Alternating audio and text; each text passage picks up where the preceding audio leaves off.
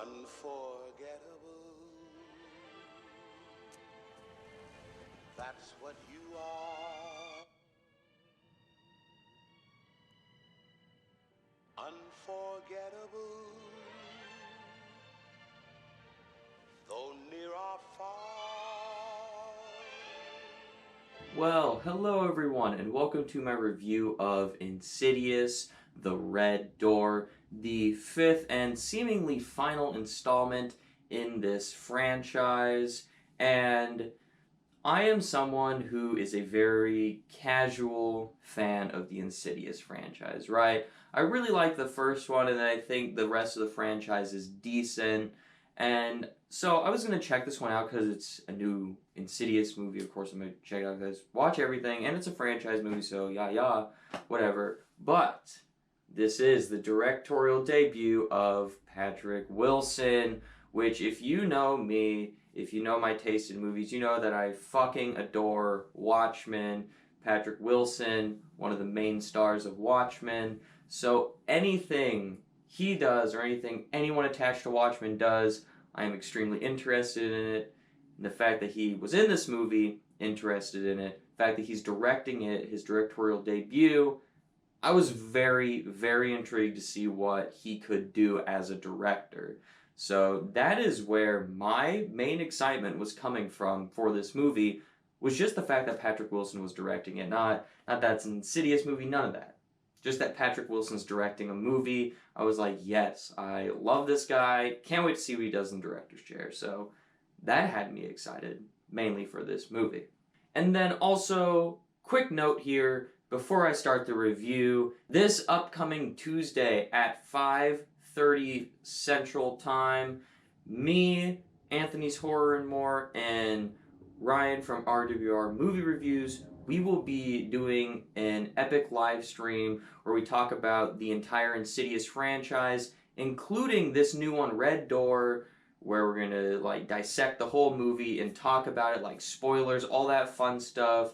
We're going to also give all of our personal rankings of the Insidious franchise. Just real fun time getting the three of us together to talk about the Insidious movies. So if you like this review, if you like those two guys and their reviews, definitely stop on back by on Tuesday and we will have that amazing live stream going. Should be a lot of fun, should go for a few hours because we're going to have a lot to cover. So yeah, that should be real fun. I'm looking forward to that. So make sure you tune in for that. But as for this movie itself, Insidious, The Red Door, what did I think about it? Did I love it? Did I hate it? You are about to find out. So, as always, let's start right off with the positives. And the biggest positive towards this movie, for me personally, is that it's very different from the rest of the Insidious movies. Like, just in the way the story is told, because this story is very character driven and emotional, and you have a lot of character arcs and stuff. It's like that stuff's more present in this movie and more at the forefront than like all the scares and stuff. Like, yes, it's an Insidious movie. Yes, it has all that fun stuff with the lipstick demon, the bride in black, the further and astral projection. Like, you have all that stuff in this movie, but at the core of this story is like Patrick Wilson's character, the dad, Josh, like trying to reconnect with his family and trying to struggle with the demons of his past, and like the son trying to figure out like this deep and like repressed memories he has, and like them trying to reconnect and bond and stuff. Like, that stuff is the core of your story, not so much, oh yeah, let's just have haunted house shit go on, right? So I really appreciated that, and I really dug that this movie just went in a vastly different direction than all the other installments in this franchise. And for me, it worked really well. And I thought that stuff was handled really well, and just the writing and all that, it came together very nicely. I also thought this movie had a lot of really nice callbacks to the first two Insidious movies, because this one doesn't really acknowledge 3 and 4. It's just kind of a direct sequel to number 2.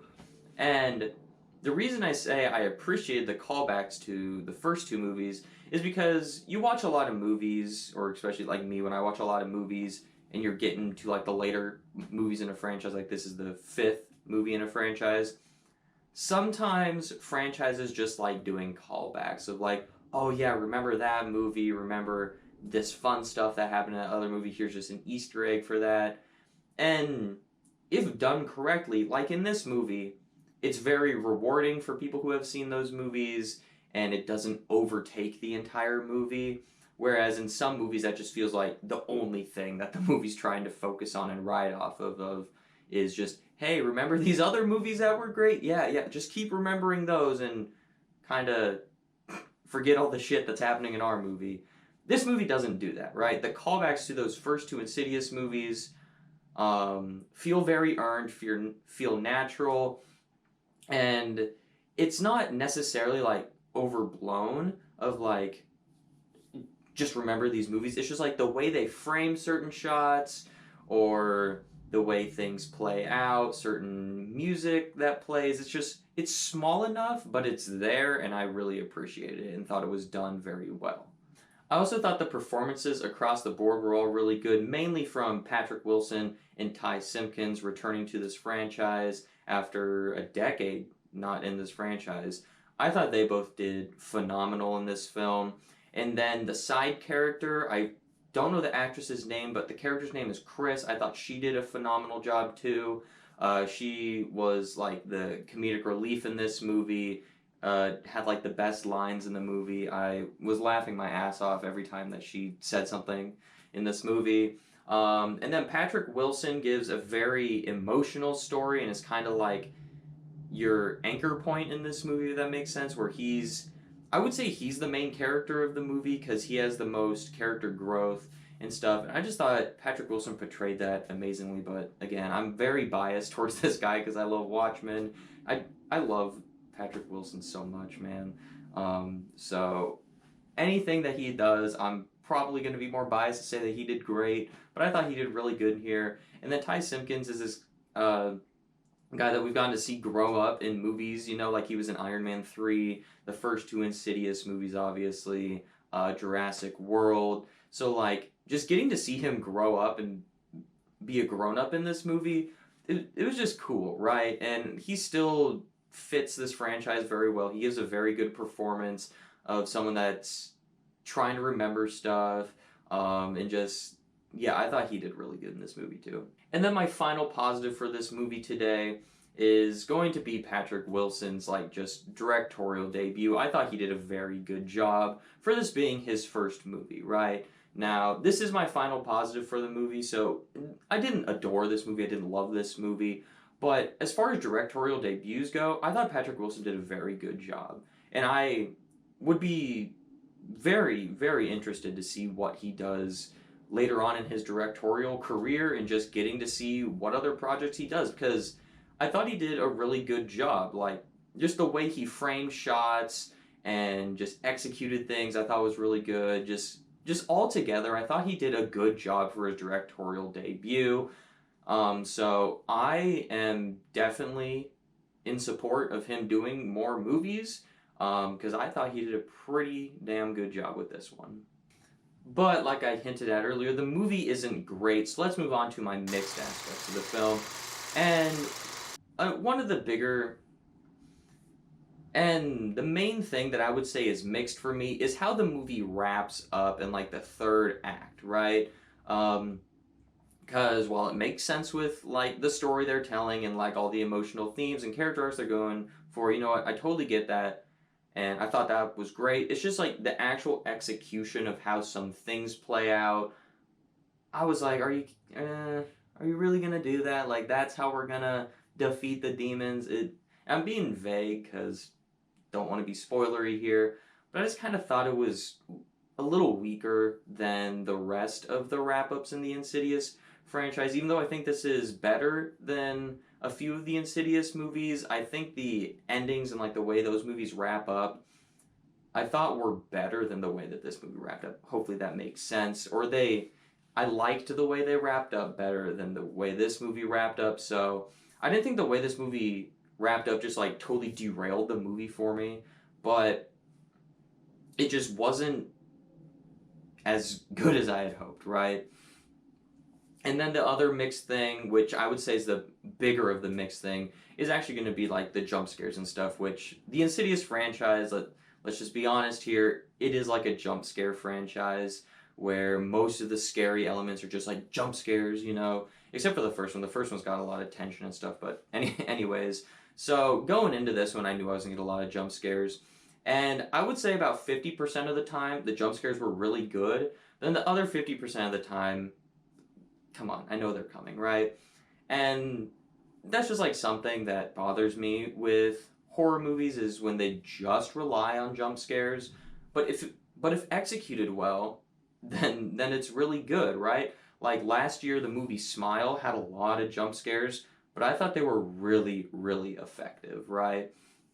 For this movie, why it's mixed is because, like I said, about 50% of them were really good and caught me off guard, but then the other 50% I was like, okay, it's coming in 3, 2, 1, here's how it's going to happen, boom, happened exactly like that. So I could predict about half of them, or you just know when one's coming, so the ones that I thought were really good, I could still tell they were coming, right?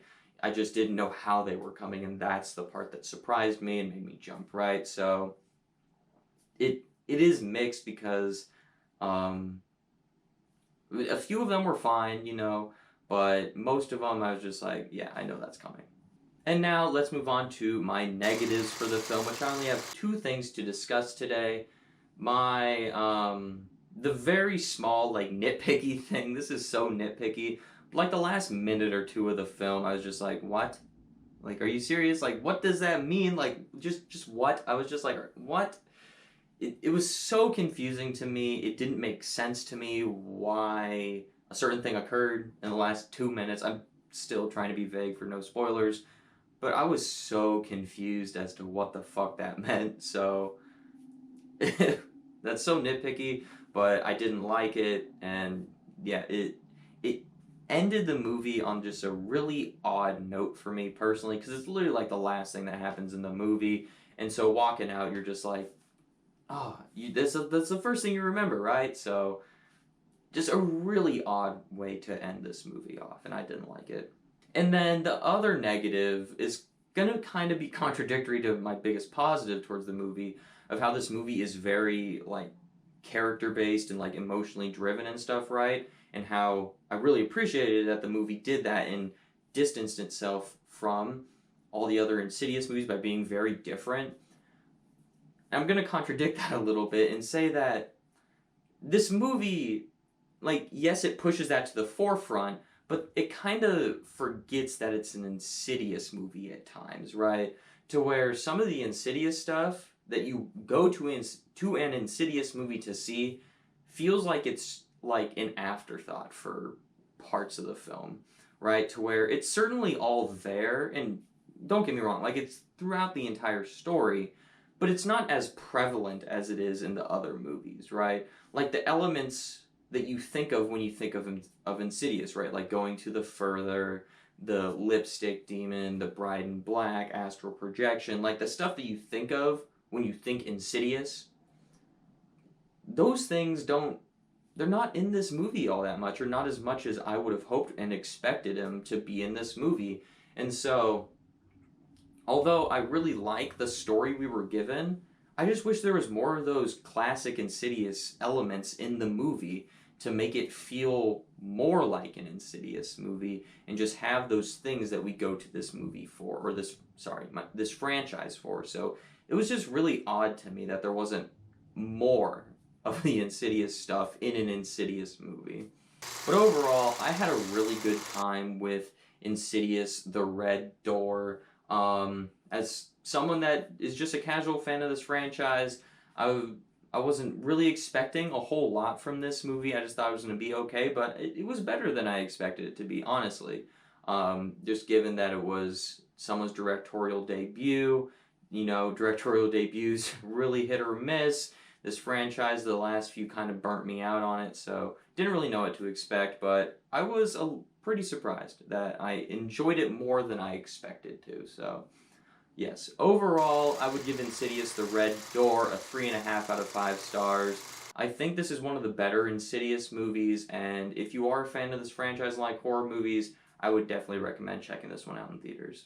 So, what did you think of Insidious, The Red Door? Did you love it? Did you hate it? Or are you someone like me that just kind of falls in the middle on it?